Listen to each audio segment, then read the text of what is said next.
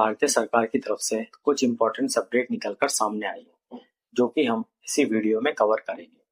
पर उससे पहले आप हमारे चैनल को सब्सक्राइब कर लीजिए ताकि आप तक इस तरह की और इन्फॉर्मेटिव वीडियो पहुंचती रहे। तो चलिए बढ़ते हैं अपनी खबर की तरफ। सबसे पहले खबर आ रही है आरबीआई की तरफ से।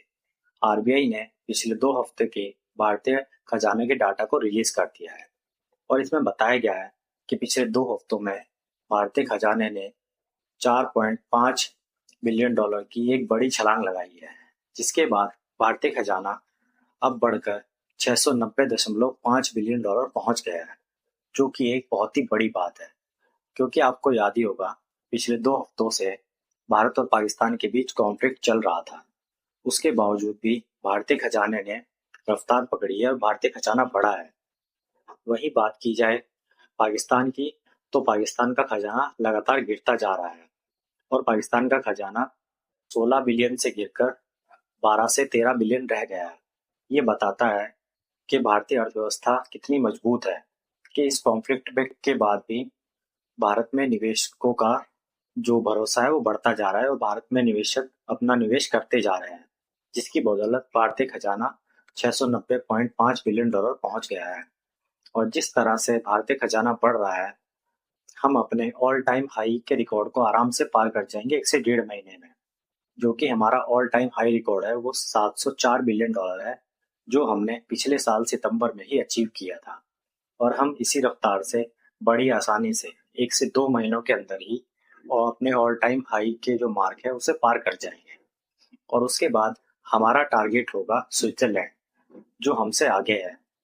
क्योंकि हमसे आगे इस समय 3 ही देश हैं। पहले नंबर पर है चाइना, जिसका खजाना 2.8 ट्रिलियन डॉलर है।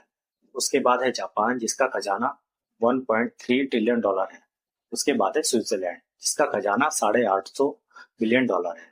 वहीं बात की जाए भारत की, तो भारत का खजाना 690 बिलियन डॉलर है, जैसा मैंने आपको भी बताया। जिस तरह से हमारा खजाना बढ़ रहा है, हम बड़े आराम से 1.5 से 2 साल के अंदर ही स्विट्जरलैंड को पीछे छोड़कर तीसरे सबसे बड़ा खजाना रखने वाले देश आराम से बन जाएंगे। अब बात करते हैं अपनी दूसरी खबर की तरफ, जो निकल कर आ रही है भारतीय सेना की को लेकर। अब से कुछ महीनों पहले ही भारतीय सरकार ने सेना को बजट अलॉट किया था, जो कि था 80 बिलियन डॉलर, जिसमें हमने एक वीडियो बनाया था और हमने कहा था कि यह सेना के लिए कम है और कम से कम हमें 100 बिलियन डॉलर चाहिए ही चाहिए चीन और पाकिस्तान से लड़ने के लिए।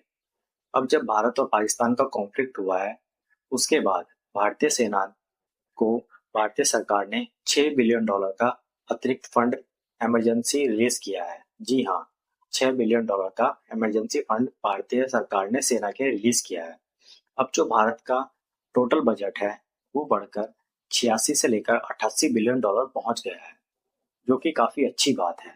पर फिर भी हम कहेंगे कि जिस तरह से भारत और पाकिस्तान का कॉन्फ्लिक्ट हुआ और उसके बाद चाइना और बांग्लादेश ने पाकिस्तान को सपोर्ट किया, उसे देखते हुए अब हमें लगता है कि हमारा 2 फ्रंट वॉर नहीं, हमें 3 फ्रंट वॉर के लिए तैयार रहना चाहिए।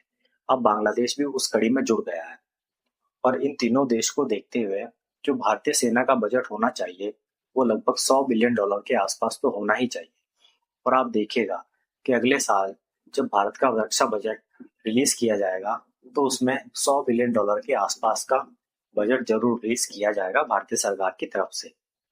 खैर, अभी जो भारतीय सरकार ने 6 बिलियन डॉलर का इमरजेंसी फंड रिलीज किया है सेना के लिए, वो भी एक काफी अच्छी बात है, जिससे सेना अपने आप को मॉडर्नाइज कर पाएगी और नए नए हथियार खरीद पाएगी। आपका भारतीय सरकार के इस फैसले पर क्या मानना है, नीचे कमेंट में बताएं। वीडियो पसंद आई हो तो लाइक और शेयर करें। धन्यवाद।